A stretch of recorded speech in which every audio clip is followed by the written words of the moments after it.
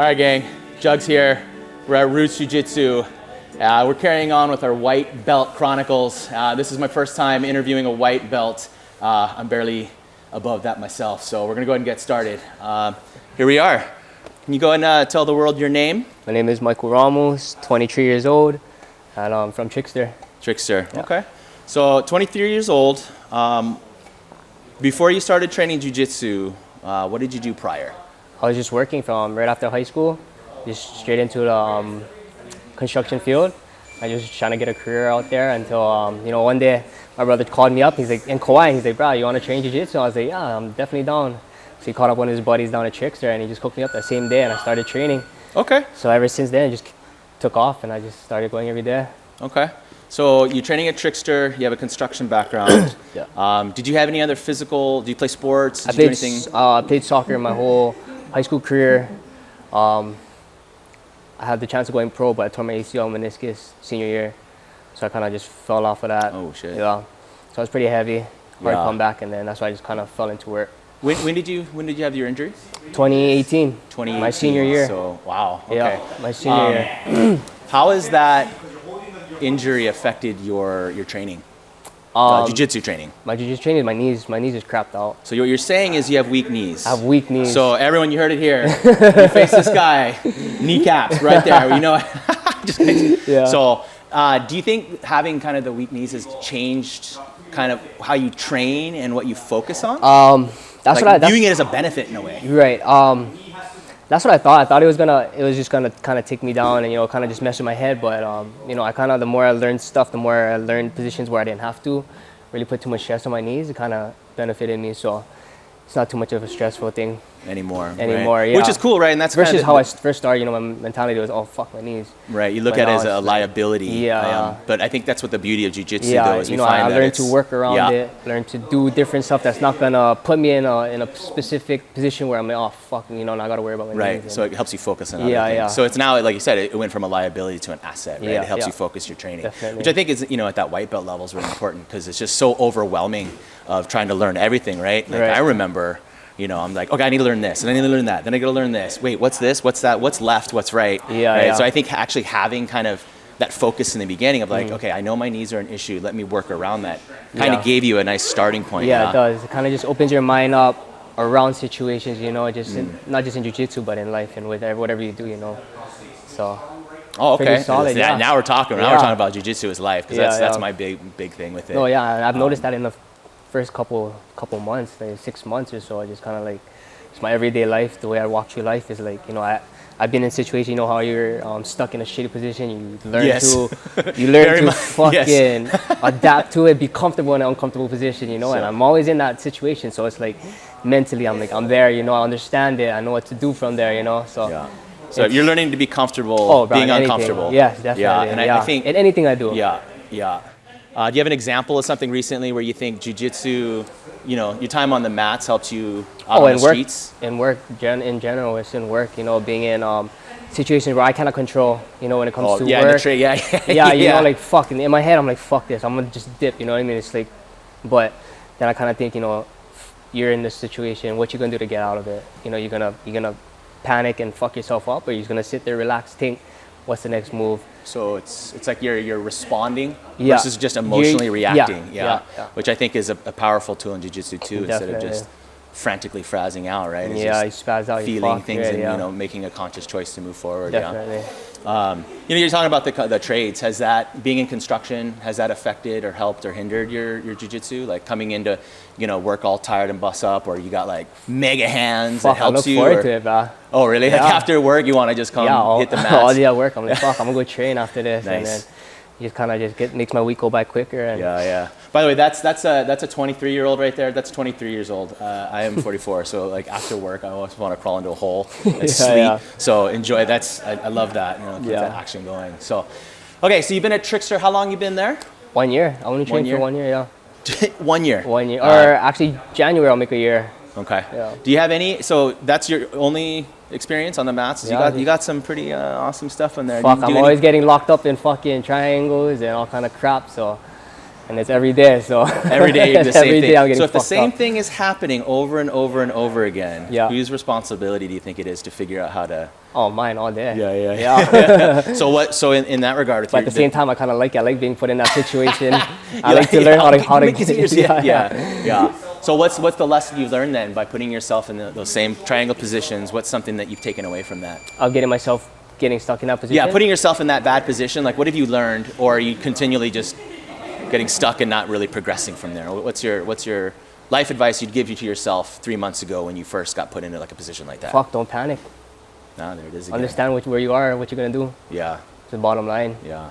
You panic, then you're like, oh shit, out of luck. Now you're gonna get fucked. Yeah, I make a mistake Yeah, and you open it's something up. real simple mistake. Yeah. Wrong arm movement, wrong head movement, you're done. So it's almost like you're giving them the gift of your own submission. You're like, here, Merry Christmas. Take it. It's already bad enough you give them the fucking lock, but you give them the submission, then you're something else. I think I call myself Santa Claus quite a bit. 'Cause I give away a lot of gifts. Like, here, take this. Here, Merry Christmas. You know. And don't get me wrong, I was doing it for the fucking past 6 months, and I was like, I gotta do something about it. Either I'm gonna get locked up for this, and I'm not gonna give them the submission, but I know I can learn to get out of it, work with it, and But again, there's it, something to be said about putting yourself in that position, tapping to it, learning it, feeling it, understanding it.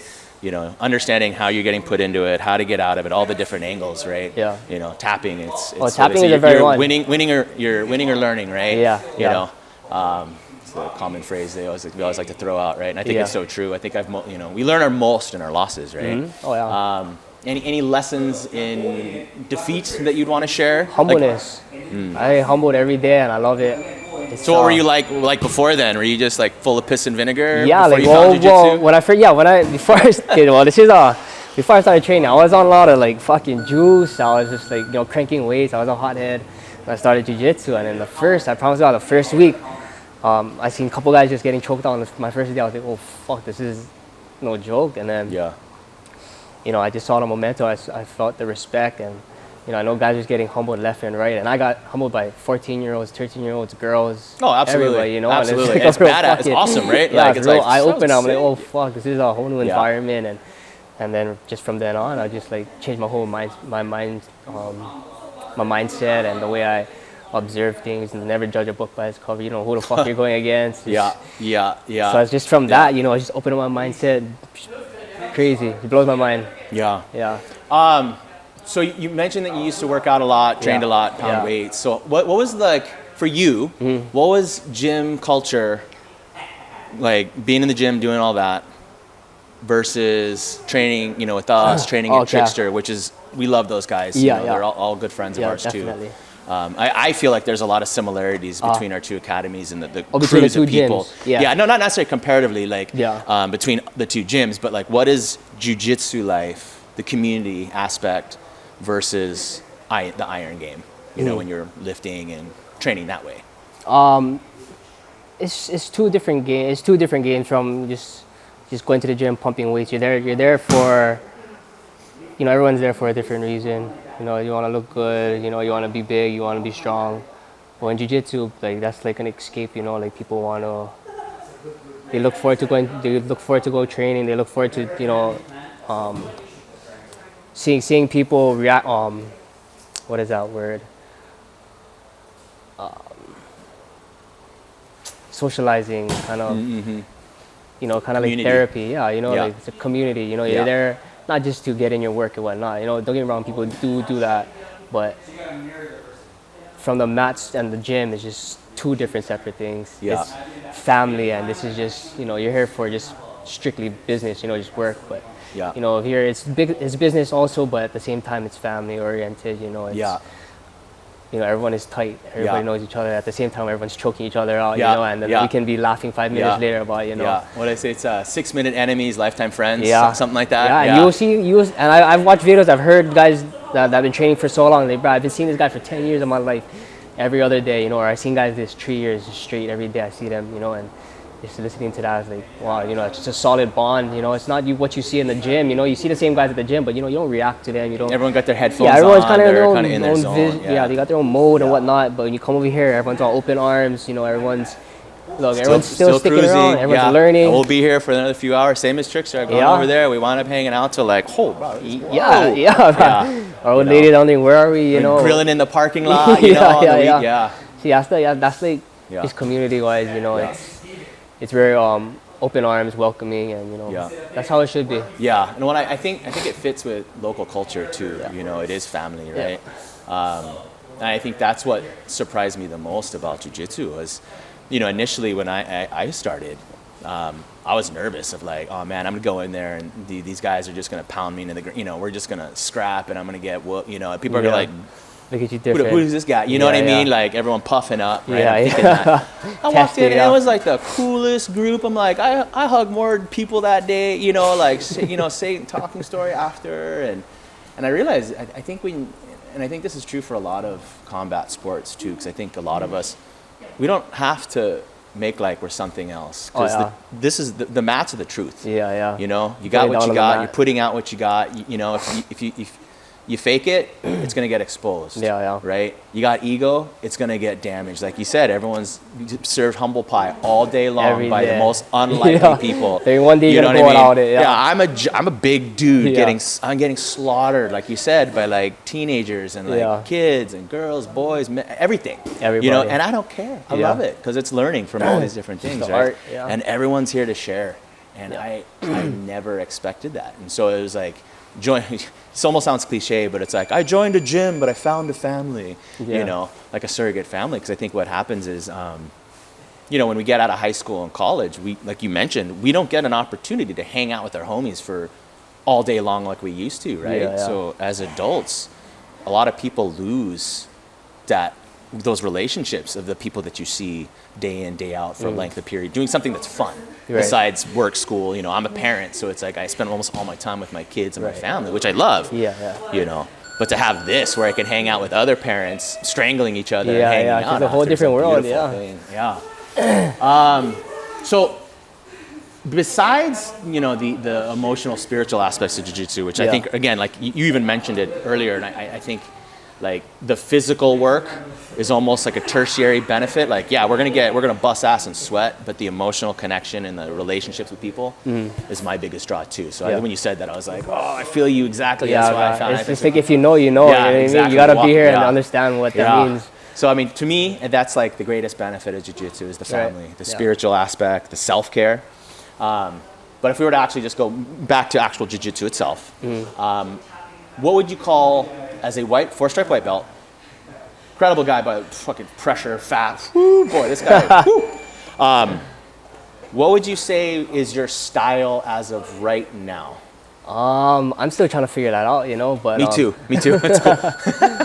But I kind of was weighted towards the more explosive kind of... When I first started, there was always telling me, you know, like, relax. Pick your time to move. Pick your time, you know. Let them tire themselves, and then right there when you feel like it's your time, then you explode, then you give them then you come out guns blazing, you know, and you know that's just kind of what I've been working. So more on the explosive side. What if they don't get tired? If they don't get tired, then I'm gonna get technical, and I'm gonna make sure to get tired. I'm gonna keep going until someone gets tired, you know. Yeah. For the most part, I'm gonna try not to get tired, you know, and trying to just do my job. But yeah, so for the most part, I used to use my strength. Like I would just depend on my strength, but then as I started training, I learned more moves, more techniques. So I kind of just keep it technical now. I think that's a little bit more cool, you know, just kind of maneuvering your way around situations. And then when I'm ready for me to hit something I want to hit, then I'll just put in my own mix. I'll do my own explosiveness and then kind of just add my own flavor. So yeah, I can feel that. I definitely feel that. So what's your favorite technique? Let's say, do you have a favorite sweep, a guard, submission? I love arm bars. Arm bars? Arm bars and back takes all day. Okay. If I can get to a bow and arrow, and if not a bow and arrow, then I'll go for the rear naked. Okay, so again, you guys heard it right there. We know what he's shooting for. He got I love the back. He likes the back. Bow and arrow. There you guys got little hint from me to you. Okay, I'm actually reminding myself when we roll again. I'm like, I know what this guy's going for. Okay, I'm gonna go ahead and wrap this up, but I just want to ask one question that I think is important to ask every white belt as we do this, because we're sitting here. It's almost Christmas, 2023. Yeah. Okay, and they always say the secret to jiu-jitsu is keep showing up. Right. Is just keep working. Just keep showing up. Yeah. You know, I'm still waiting to figure shit out. I keep showing up, and things are slowly piling in there. But where, you know, so for you, where do you see yourself in 5 years with your jiu-jitsu game? Where do I see myself? You haven't thought of that yet, have you? That's what, where I want to be. I want to do it professionally. Okay. I wanted to go all the way. Okay. For something for me is when I do start something, I go all in. I go balls deep and stuff, and I push towards it. Yeah, I blow right through. Okay. And I don't see anything stopping me. And if it does, you know, I'm still push through. Okay. So have you competed yet? I've competed 2 Triple Crowns, 1 Naga. So definitely diving in. Yeah, I'm getting just started. You know, I told myself before I started training, like, I'm not gonna just train. I'm gonna go make something out of it. I'm gonna put it to use. I'm gonna put it to use. I'm gonna add it to my lifestyle. I'm gonna train hard for situations and tournaments, you know. And I fell in love with the tournament. So far every tournament I came by, I was always in there, and I don't think I plan on stopping. Okay. Yeah. So there you have it. There we go. So 5 years from now, old Mikey here is going to be slaying tournaments and hopefully competitively and professionally. Yeah, sure. Definitely. Right on, my man. Thank you, bro. Appreciate it. Thank you. Hell yeah.